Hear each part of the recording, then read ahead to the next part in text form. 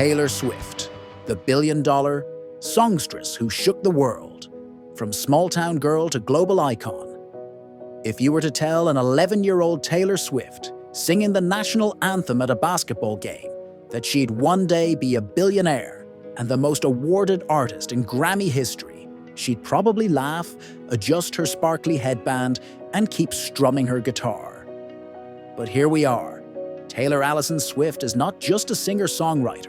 She's a movement, a cultural phenomenon, and let's face it, the reason Ticketmaster nearly imploded.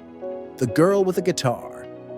Born in West Reading, Pennsylvania on December 13, 1989, Taylor showed an early passion for music. By age 11, she was belting out the national anthem at a Philadelphia 76ers game. For the land of the free. At 12, she picked up a guitar and started crafting songs about the trials and tribulations of adolescence. Because nothing screams relatable like a 13-year-old feeling the sting of heartbreak. Her parents saw the fire in her eyes and probably heard teardrops on my guitar 500 times a day. So they packed up and moved to Hendersonville, Tennessee. The goal? Get their daughter closer to Nashville, the heart of country music. A development deal with RCA Records and a songwriting contract with Sony ATV soon followed, setting the stage for the rise of America's favorite storyteller. A country princess takes the crown. In 2006, at the age of 16, Swift released her debut single, Tim McGraw. Because what better way to announce yourself to the world than by name-dropping a country legend? The song became a massive hit, and her self-titled debut album soon followed, going platinum. Suddenly, she was opening for country giants like George Strait, Kenny Chesney, and Faith Hill, and everyone knew her name. Her second album, Fearless, 2008, took things to a whole new level. Featuring bangers like Love Story and You Belong With Me, it wasn't just a country album, it was a crossover masterpiece.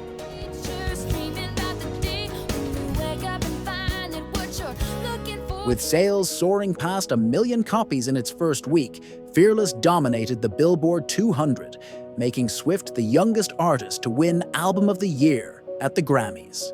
Kanye, Heartbreak, and pop royalty. Just when everything was going perfectly, the 2009 MTV Video Music Awards happened. Swift won Best Female Video for You Belong With Me. Outrage, awkward applause, and the birth of one of pop culture's biggest feuds. Instead of letting it derail her, Swift used the moment to fuel her rise.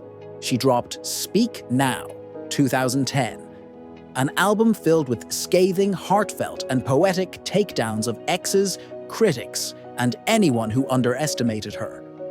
By the time Red, 2012, arrived, featuring We Are Never Ever Getting Back Together, she had fully transitioned into pop superstardom. And then came 1989, 2014, her first full-fledged pop album, packed with chart toppers like Shake It Off and Blank Space. It won her another Album of the Year Grammy and solidified her reign. Snakes, lawsuits, and a reputation to defend. By 2016, Swift was no stranger to drama, but things escalated when Kanye released Famous, a song that referenced Taylor in a rather unflattering light. Kim Kardashian then released a phone recording that made Swift look bad. I made her famous. Is that Did you say that? Yes, it might have happened. I'm glad it's not mean though. It doesn't feel mean. But like, oh my god, the build-up you gave it, I thought it was gonna be like that stupid dumb bitch. Or so it seemed. The internet branded her a snake. Instead of wallowing, Swift embraced it, turning her next album, Reputation, 2017, into an all-out revenge saga. With hits like Look What You Made Me Do, Swift reclaimed the narrative, proving that you should never bet against a woman armed with a diary full of diss tracks. Billionaire, Moves, and the fight for ownership. As if conquering music wasn't enough, Swift also took on the industry itself. After leaving Big Machine Records in 2018, she found out that her old label had sold the masters of her first 6 albums to talent manager Scooter Braun.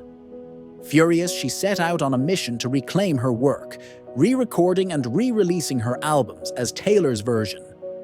Fans rallied behind her, making sure her versions outsold the originals. Take that, industry suits.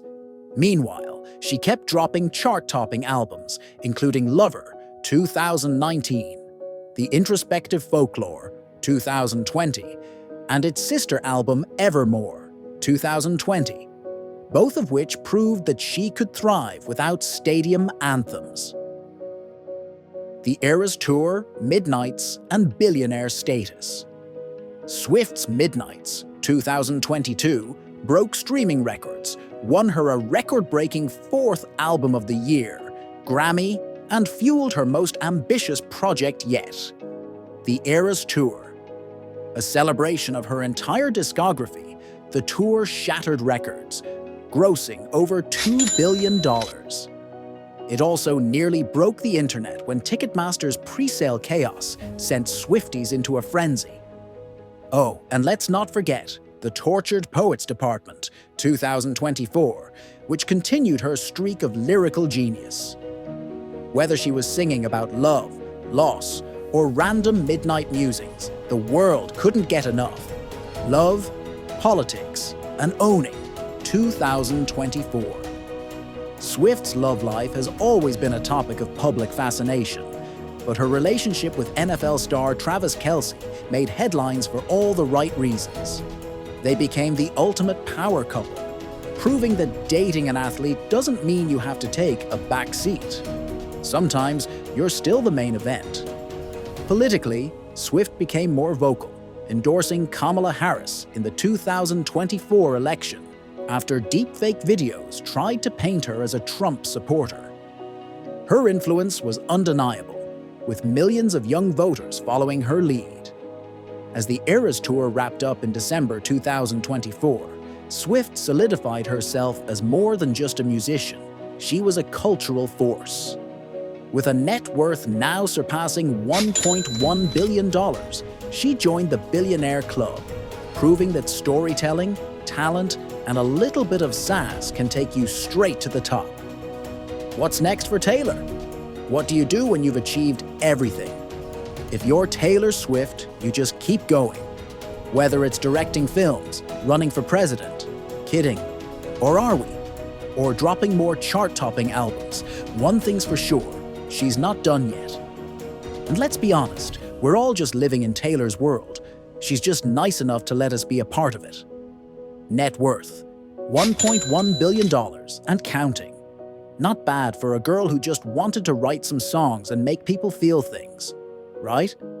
Let us know what you think in the comments section, and please like and subscribe to our channel for more amazing stories. On the west side, me and you, handsome, you're a man.